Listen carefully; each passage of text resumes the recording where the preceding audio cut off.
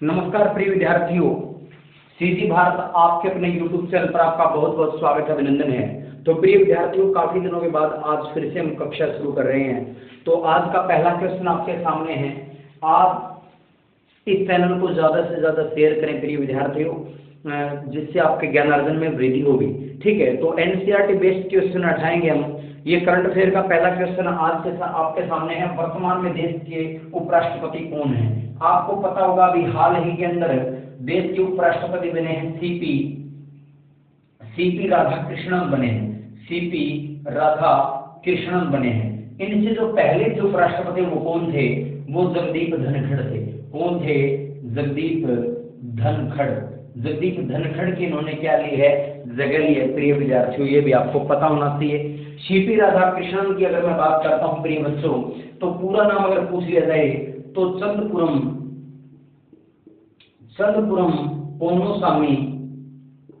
पोन्नुसामी और राधाकृष्णन इनका पूरा नाम है।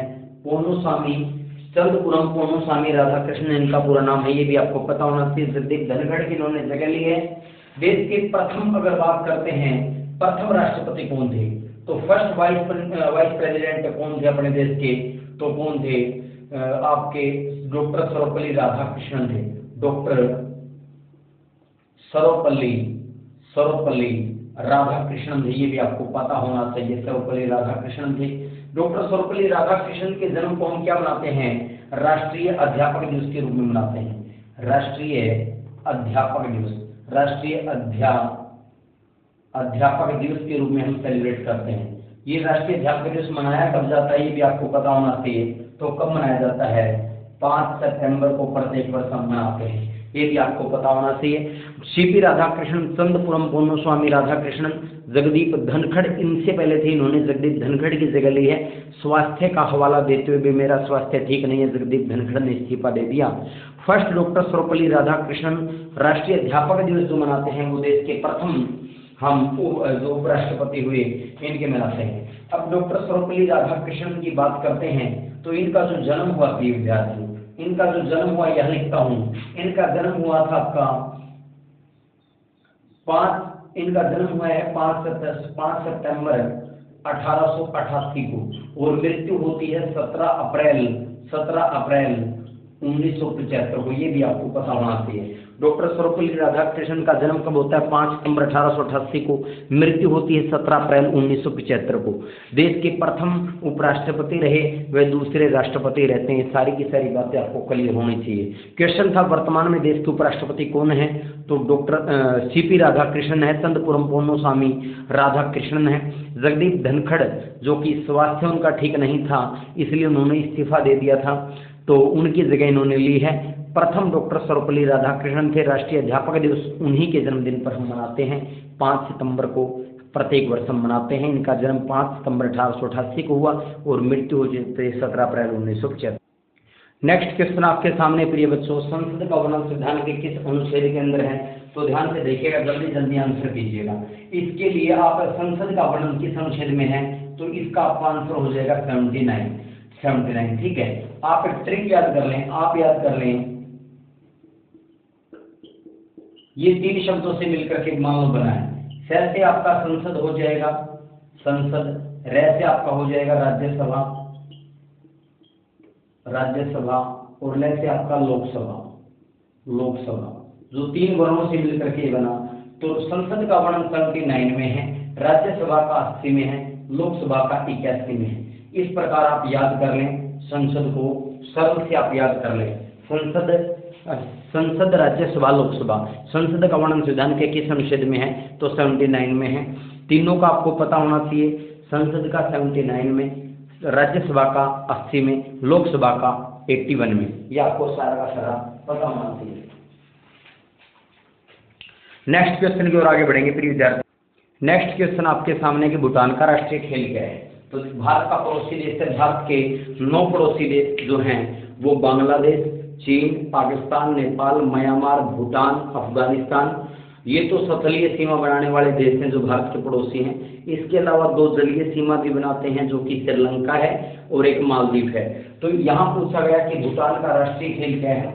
तो ध्यान से देखिएगा, अगर राष्ट्रीय खेल की बात करते हैं तो तीरंदाजी है, तीरंदाजी है, तीरंदाजी। इसकी अगर राजधानी की बात करते हैं, इसकी राजधानी की बात करते हैं, राजधानी, तो राजधानी क्या हो जाएगी, थिम्पू हो जाएगी। भूटान की राजधानी क्या हो जाएगी, थिम्पू हो जाएगी। और भारत के साथ सीमा कितनी बनाते हैं, भारत के साथ सीमा, भारत के साथ सीमा की अगर बात करता हूं तो कितनी बनाती है, ये आपको पता होगा, 699 किलोमीटर इसकी सीमा लगती है भारत के साथ। तो भूटान का राष्ट्रीय खेल क्या है, तीरंदाजी है, राजधानी थिम्पू है, भारत के साथ सीमा 699 किलोमीटर ये बनाता है, ये भी आपको पता होना चाहिए। तो आगे बढ़ते हैं नेक्स्ट क्वेश्चन की ओर हम। तो नेक्स्ट क्वेश्चन है प्रिय विद्यार्थियों, आपको श्रीलंका की राजधानी बतानी है, श्रीलंका की राजधानी बतानी है, ये भी आपको पता होना चाहिए। श्रीलंका की राजधानी बताओ, और श्रीलंका का राष्ट्रीय खेल भी बताना है आपको, ठीक है। तो श्रीलंका की अगर बात करते हैं राजधानी की, ठीक है, कैपिटल की अगर मैं बात करूं, कैपिटल की, तो श्रीलंका की जो आधिकारिक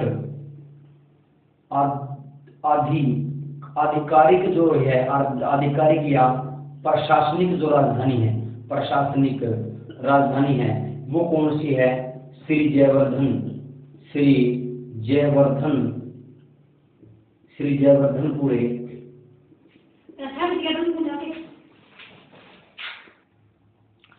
ठीक है, भारत और श्रीलंका के बीच जो जल संधि है वो पाक जल संधि है, और मन्नार की खाड़ी इन दोनों देशों को अलग करती है। आधिकारिक प्रशासनिक श्री जयवर्धनपुरे कोटे, न्यायिक राजधानी कोलंबो, वाणिज्यिक जो बात करते हैं तो भी कोलंबो है, राष्ट्रीय खेल वॉलीबॉल है, ये आपको सारी बातें पता होनी चाहिए। नेक्स्ट क्वेश्चन आपके सामने है, राष्ट्रमंडल खेलों की शुरुआत कब हुई, ये आपको पता होना चाहिए। कहाँ से शुरुआत हुई थी, कब शुरुआत हुई थी, कितने सालों के बाद होते हैं, सारी बात आपको पता होना चाहिए। जल्दी जल्दी आंसर करेंगे, जल्दी जल्दी आंसर करेंगे। तो राष्ट्रमंडल खेलों की शुरुआत की बात करते हैं प्रिय विद्यार्थियों, तो 1930 में हुई थी। कहाँ से हुई थी, हेमिल्टन से हुई थी। हेमिल्टन कहाँ पड़ता है, कनाडा के अंदर पड़ता है, कनाडा के अंदर। ओलंपिक के अंदर प्रथम पदक विजेता भारतीय, पदक विजेता भारतीय, पदक विजेता अगर भारतीय है, विजेता भारतीय, ठीक है। कौन सा पदक की बात करें, स्वर्ण पदक, ठीक है, स्वर्ण पदक विजेता भारतीय। फर्स्ट की बात करते हैं, प्रथम की। ध्यान से देखिएगा, ओलंपिक खेलों की शुरुआत कब हुई है, तो शुरुआत तो आपकी हुई है ये 1930 हैमिल्टन कनाडा में। कितने साल के अंतराल पर होते हैं ये, 4 वर्ष के अंतराल पर होते हैं, ठीक है। और अगर प्रथम भारतीय की बात करते हैं तो वो उसका नाम हो जाएगा मिल्खा सिंह। क्या नाम हो जाएगा, मिल्खा सिंह। मिल्खा सिंह ने कब जीता है, तो ये बात है 1958 की, 1958, और ये इंग्लैंड के अंदर खेल हुए थे, इंग्लैंड के अंदर खेल हुए, ये भी आपको पता होना चाहिए। मिल्खा सिंह ने जीता था प्रथम स्वर्ण पदक भारत की ओर से। ये कब जीता था, 1958 में। मिल्खा सिंह इंग्लैंड के अंदर खेल हुए थे 1958 के, 4 वर्षों के अंतराल पर होते हैं। 1930 में हैमिल्टन कनाडा के अंदर से शुरुआत होती है। ये सारी की सारी बातें आपको पता होना चाहिए। आगे देखते हैं प्रिय विद्यार्थियों, नेक्स्ट क्वेश्चन की ओर हम आगे बढ़ते हैं। अगला क्वेश्चन है प्रिय विद्यार्थियों, राज्यसभा की सीटें बताने वर्तमान में कितनी हैं आपको, ये आपको पता होना चाहिए। जल्दी जल्दी आंसर कीजिएगा। राज्यसभा की सीटों की बात करते हैं, कितनी होती है तो बताइएगा। राज्यसभा की सीटों की अगर बात करते हैं तो अधिकतम कितनी हो सकती हैं, तो अधिकतम सीटों की जो संख्या निर्धारित की गई है 238, तो निर्वाचित प्लस में आपके 12 मनोनीत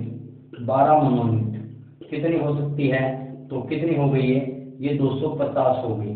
लेकिन अगर वर्तमान की बात करते हैं, वर्तमान की, तो वर्तमान में देखिएगा राज्य की बात करते हैं, राज्यों से, तो राज्यों की सीटें हैं 229। केंद्र शासित यानी कि यूटी की बात करते हैं तो हैं 4, और मनोनीत कितने हैं, मनोनीत तो मनोनीत आपके है 12। टोटल कितने हो गए, 245 हो गए। राज्यसभा की सीटों का आवंटन जो है, आवंटन वो किसमें किया गया है, सीटों का आवंटन जो है वो चौथी अनुसूची के अंदर किया गया है। चौथी अनुसूची में सीटों का बंटवारा किया गया है। इसके जो सभापति होते हैं वो कौन होते हैं, सभापति कौन होते हैं, इसके उपराष्ट्रपति उपराष्ट्रपति होते हैं। वर्तमान में कौन है? सीपी राधाकृष्णन इसके सभापति हैं। सभापति उपराष्ट्रपति होते हैं। ये सारी बातें आपको पता होनी चाहिए। 238 निर्वाचित, 12 मनोनीत, 250 हो सकती हैं। वर्तमान में जो राज्यों से 229 है, यूटी, ये यूपी लिख दिया मैंने, यूटी यूनियन टेरिटरी से, यूटी से 4, मनोनीत 12, ठीक है। तो 245 है टोटल। उसके बाद बात करते हैं 6 वर्ष कार्यकाल कितना होता है? 6 वर्ष होता है। कार्यकाल कितना होता है? 6 वर्ष होता है। ये भी आपको पता होना चाहिए। कार्यकाल 6 वर्ष होता है। सर्वाधिक जो सीटें हैं वो कहाँ हैं? सर्वाधिक सीट जो किस राज्य के अंदर है? तो वो यूपी के अंदर है। कितनी सीटें हैं? 31 सीटें हैं। ये भी आपको पता होना चाहिए। सर्वाधिक सीटें यूपी में 31 हैं। दोबारा देखिएगा, राज्यसभा की सीटों की संख्या 238, निर्वाचित 12, मनोनीत 250 हो सकती हैं ज़्यादा से ज़्यादा। वर्तमान में राज्यों की 229, यूटी की 4 यानी कि केंद्र शासित प्रदेश से 4, 233 प्लस 12 मनोनीत 245। अलग अलग क्षेत्रों में, जैसे कि कोई सामाजिक कार्यों में आगे हो, कोई खेलों में आगे हो, कोई साहित्य में आगे हो, उनको चुना जाता है। तो इस प्रकार ये 245 हैं। चौथी अनुसूची में सीटों का बंटवारा जो राज्यों का किया गया वो चौथी अनुसूची में है। 6 वर्ष के लिए चुने जाते हैं और हर 1/3 मेंबर यानी कि 3 में से 1 मेंबर हर 2 साल के बाद रिटायर हो जाते हैं। 1/3 सदस्य, ये भी आपको पता होना चाहिए। सभापति इसका उपराष्ट्रपति होता है। उपराष्ट्रपति बनने के लिए जो न्यूनतम आयु होती है वो कितनी होती है प्रिय विद्यार्थियों? वो 35 वर्ष होती है। ये भी आपको पता होना चाहिए। तो इसी प्रकार आपको सारी बातें पता होना चाहिए। आप कमेंट बॉक्स में लिखोगे कि लोकसभा की कितनी सीटें हो सकती है अधिकतम, वर्तमान में कितनी हैं, और आपको बताना है कि लोकसभा के अध्यक्ष कौन हैं। ये कल की क्लास में हम करेंगे। आज की क्लास इतनी ही। 10 मिनट का शो डेली हम लेके आएंगे। 10 मिनट में हम काफ़ी कुछ क्वेश्चन करेंगे। इन्हीं शब्दों के साथ नमस्कार, जय हिंद, जय भारत, धन्यवाद दोस्तों।